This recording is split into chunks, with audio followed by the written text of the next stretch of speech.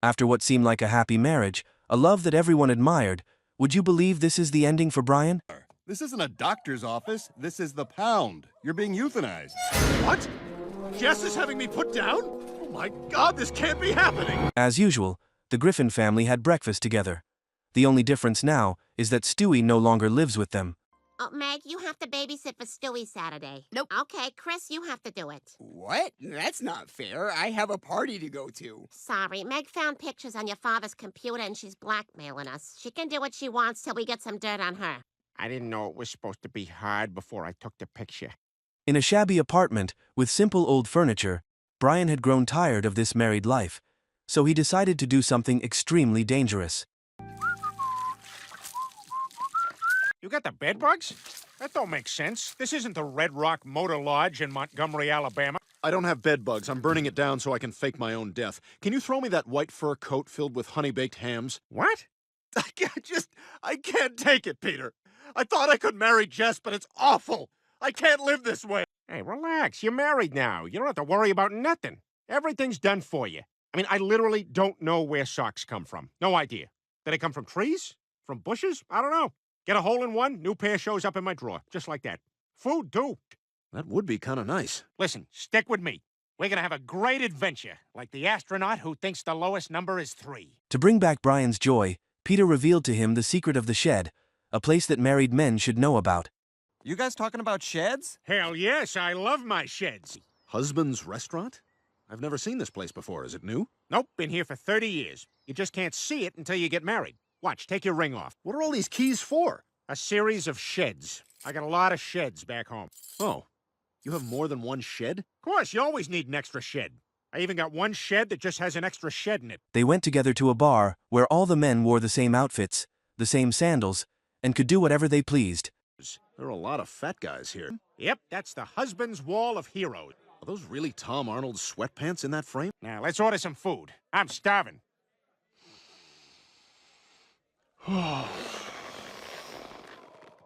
Wow, that feels amazing. Back at Brian's rundown house, Peter frequently visited, chatting with him while the two women prepared dinner. During this time, Brian suffered a serious injury. I gotta say, Bri, the guys at Husbands are a little worried about you. They said you had 4 Scott Peterson fish sandwiches yesterday. Fireball? No, because I'm not a Skidmore freshman at a Lake George share house. Or am I? Yeah, I'm a dog. I can hear everything. By the way, the Stranger Things monster just farted. Time for dinner, guys. Oh! Oh! Holy crap, Brian, you okay?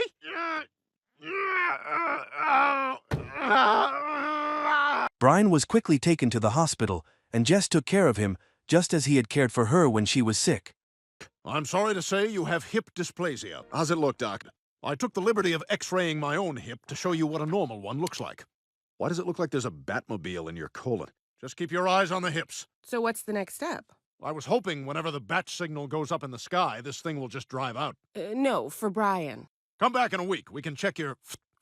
What is that? That's the sound a blood pressure machine makes. I do impressions for the Doctor Talent Show. Do you know what this is? Rap! Rap! An MRI? Yes! Adding that to my set. Since the wedding, this was the first time Brian and Jess had dinner at the Griffins' house. Oh, yeah. Bless us, O Lord, for these thy gifts which we are about to receive. She even set up surgery for me to have my hip fixed. Oh, don't get fooled. I don't know what I'd do without her. I think I've really found true love. Thank you for having us over for dinner. Sometimes it's been difficult to cook with all the other things I have to do for Brian. After Brian was discharged from the hospital, Jess had to take care of him, including helping him go to the bathroom, cleaning up when he got drunk and vomited on the floor.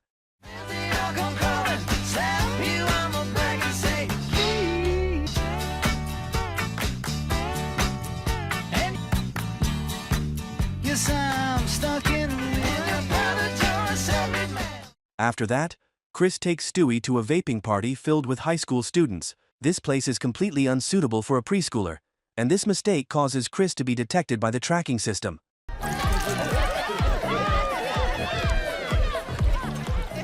Boy, this really is a high school party. complete with the popular kid who's clearly going to die in a car accident tonight. We're not smoking, we're vaping. I only have one, but it's a Stussy hat with a flat brim. Have a... Oh, it's delightful! Stewie, don't say my name. There's an Alexa in here. Sir, we have eyes on Chris. He's at a douchebag vaping party. Sooner or later, they all get sloppy. After that party, Stewie begins to learn how to vape, eagerly trying different flavors, while Chris worries that Lois will find out. Just me vaping. Stewie, if Mom and Dad see you with that thing, they'll kill me. Get rid of it. It smells like raspberry. It can't be bad for you if Stephen Dorff gave up acting for it. It does seem like they're making it for kids. This flavor is baby formula. Yummy. In the following days, Stewie and Chris immerse themselves in groups of vape users. What the two boys love most are the fruit-flavored vapes. E-liquid, please. Anything that tastes like a fruit roll-up. Good, all good. We're good. This whole vaping thing was a very smart move. It tastes great, and I don't feel violently ill as long as some of this vapor is in my lungs. Plus, when you wake up at night shaking because you haven't had any in 3 hours, it's so easy to vape more. Let's face it, this is the most fun we've had since Mom got hooked on coffee and bought that Al Pacino make. Lois accidentally discovers that Stewie is smoking, and she gets furious, immediately blaming Chris. Where'd you get this? Chris Griffin, you get in here! Robot penis? No, Mom, I'm not my brother's He's keeper. just a baby. Well, babies are stupid like that. I'm keeping it, and you are grounded, mister. She has my vaporizer. You have to get it back. That's your problem. You lost your vape pen. I didn't lose mine. Well, I guess you win. Lois helps Chris realize the dangers of smoking. However, she herself is also smoking cigarettes. This leads to a secret deal between the two. Technically, that was not my vape pen, but I do need it back because it belongs to a friend of mine. We accidentally switched jackets, not unlike that episode of The Brady Bunch when Greg... Oh, damn it, Chris. Why do your lies have to take so damn long? You're smoking the vape pen? No, I'm sneaking a real cigarette like frustrated mothers are supposed to do.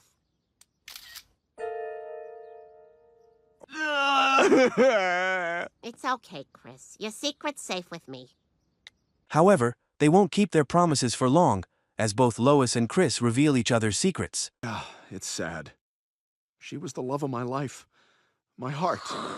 Well, Brian, I'm sorry that Jess died during the commercial break, but it was a very nice funeral service. So, Chris, I hear you've been doing some vaping. So douchey. Mom, you told him? We had a deal. Thanks a lot, Peter. You promised you wouldn't say anything. Are you serious, Peter? You said you wouldn't say anything. I promised Meg I wouldn't tell anyone. Good job with that, Dick. Chris, the only reason I told him was he promised he'd keep his mouth shut. Oh, nice job, Chris. I should have known not to trust someone who kisses his own brother. What? Brian is now confined to a wheelchair. He thinks Jess is taking him for a medical checkup, but he has no idea that this is where dogs' destinies come to an end. Jess is clearly very upset about having to do this. Look, there's been a horrible mistake. You've got the wrong dog. Says right here, I gotta euthanize Brian Griffin, and you're him. You wouldn't kill a singing dog, would you?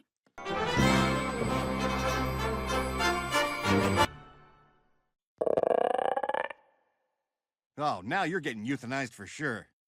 Once again, Peter visits Brian and realizes he is in danger. He immediately goes to find and rescue poor Brian.